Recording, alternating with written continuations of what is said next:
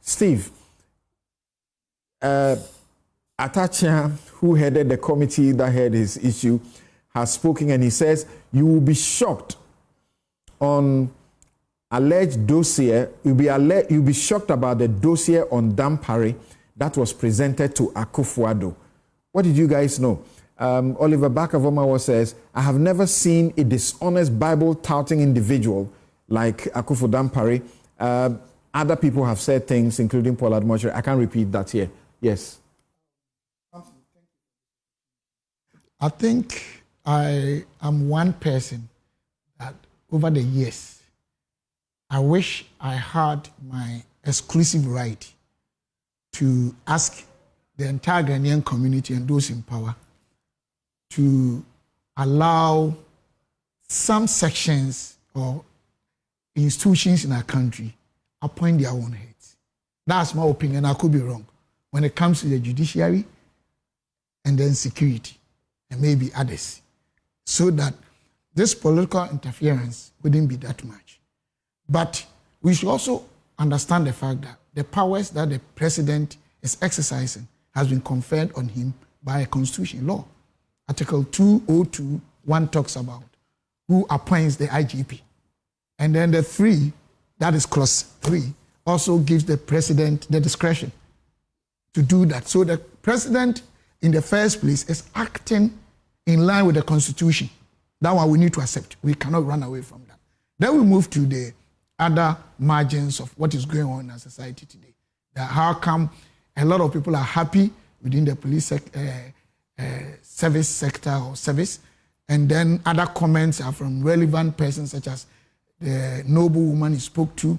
I'm sure there are also other people who are also not happy about he being removed.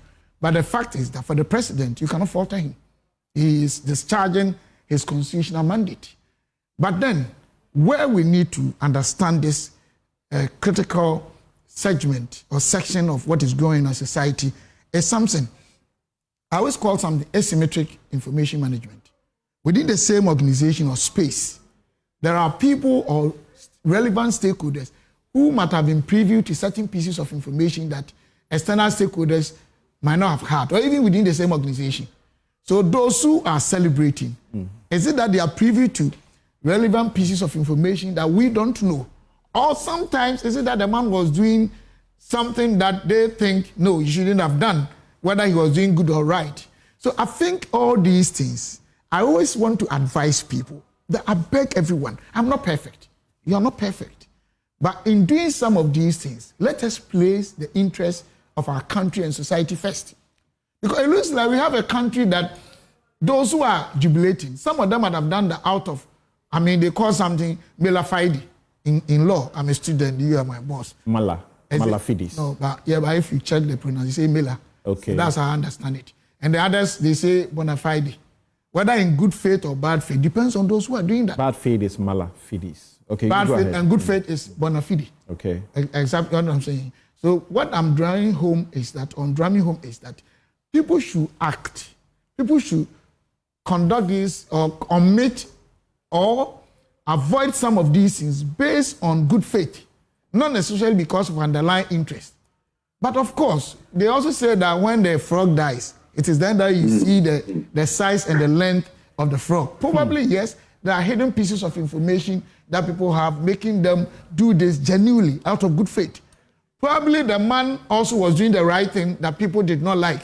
But I think for the president, he should be given the needed flexibility to discharge his stewardship as first gentleman of the state in line with the constitution. Okay. I heard somebody was taking that to court. I'm not a lawyer, so I don't know how that will hold. But in any case, I always want us to understand that it's not the first time IGP is being removed. And that's why I'm calling for, if possibly they can amend that in our constitution, that something like the chief justices and all those big positions in our judiciary, so that we can freely allow that arm of state of, you call it 3 arms of government, that the judiciary can be, completely free and use their discretion. And then the security within that armpit can also enforce the laws without any interference from any government or state. And we should also accept the fact that when we have positions, we should know that we will not have the positions in perpetuity.